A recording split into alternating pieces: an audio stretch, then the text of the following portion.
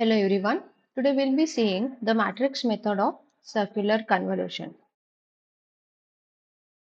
Talking about the convolution, when I say convolution, when I say convolution of two sequences, say there are two sequences x1 of and x2 of n.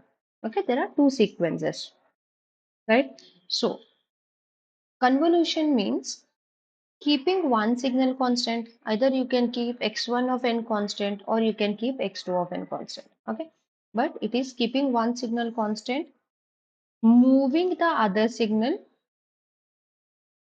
okay, multiplying these two and adding it over.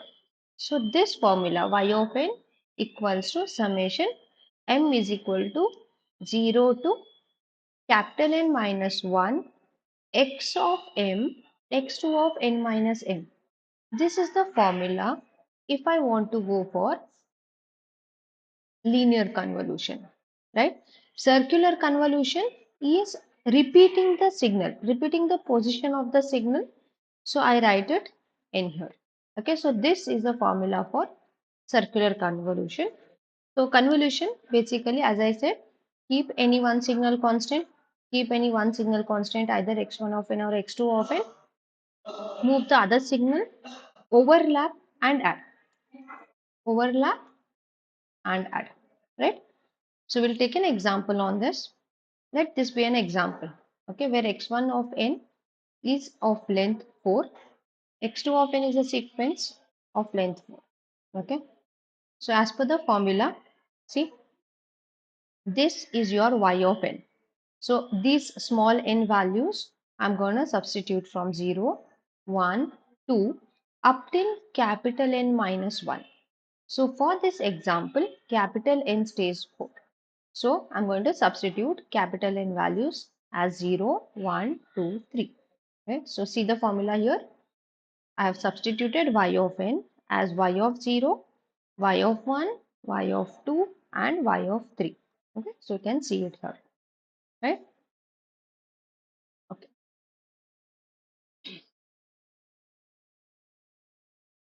So I was dealing with this formula. As I said, this is my y of n sequence is equal to. See here, I opted to keep x2 of n constant. Again, n values ranges from 0 to 3. Okay. And I see this is my x of x1 of n sequence. Right. So what I did, see x1 of 0, this is your x1 of 0.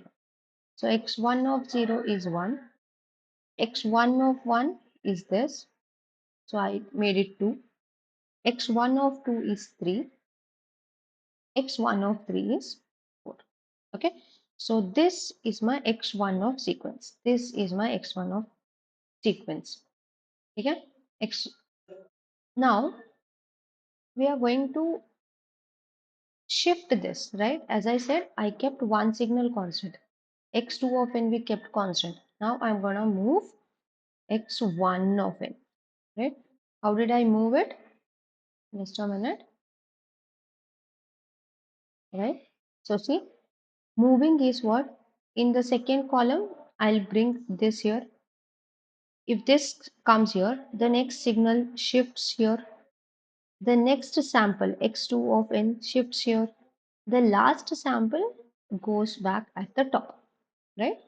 Similarly, see, again I'll shift x1 of 0, this, then x2 of x1 of 2 will go here, x1 of 3 will come here, right? Similarly, one more shift.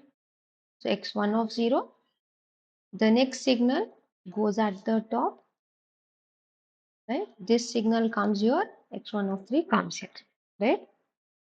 So this is how you form a matrix. Now we'll incorporate the values. See, I kept y of 0. This is my y of n matrix. Here, x1 of 0 is 1. See, this is your x1 of 0. So I substituted 1. x1 of 1 is 2. x1 of 2 is 3. x1 of 3 is 4. Okay, now what I did, once I do this, My next work is just to go on shifting the signal. See, 1 comes here. I shifted this sample. I shifted this sample. I brought this sample here. Next, this sample is brought here. Next shift is this. Next shift is this. Next shift is this. Right? Similarly, next shift is this. Next shift is this. This sample is shifted to the top. The 3 is shifted here. Okay. So this was my x1 of n sequence, and this is my x2 of n. So x2 of n, x2 of 0 is 1, x2 of 1 is 2, x2 of 2 is 2, x2 of 3 is 1. See, x2 of 3 is 1. Okay, so I hope I'm clear up till here. Now, our last work left out here is the matrix multiplication. Right? So see what I did. 1 ones are 1 plus 4 twos are 8 plus 3 twos are 6 plus 2 twos, sorry, 2 ones are 2, right? Similarly,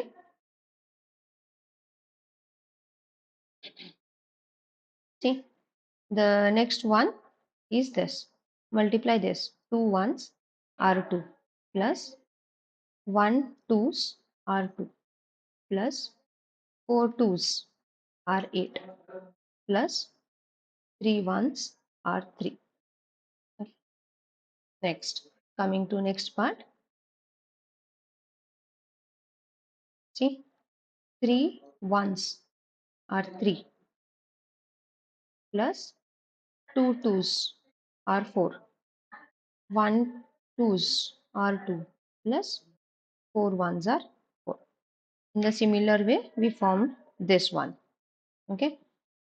So when I add it up, 8 plus 2 is 10 plus 6 is 16 plus 1 is 17. So my y of 0 is 17.